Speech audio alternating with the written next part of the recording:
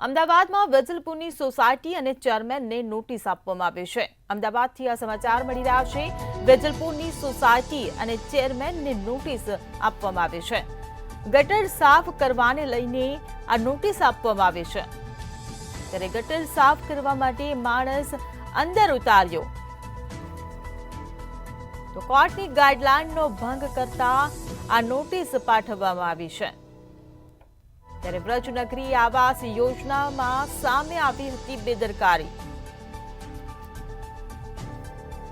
તો કોર્પોરેશન આગામી દિવસોમાં દંડનીય કાર્યવાહી કરી શકે છે।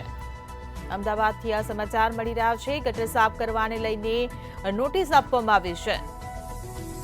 તો ગટર સાફ કરવા માટે માણસ અંદર ઉતારવામાં આવ્યો હતો। કોર્ટની ગાઈડલાઈનનો ભંગ કરવામાં આવ્યો હતો। ત્યારે કોર્ટની ગાઈડલાઈનનો ભંગ કરતા આ નોટિસ ફટકારવામાં આવી છે। ત્યારે અમદાવાદના વેજલપુરની સોસાયટી અને ચેરમેનને આ બાબતે નોટિસ ફટકારવામાં આવી।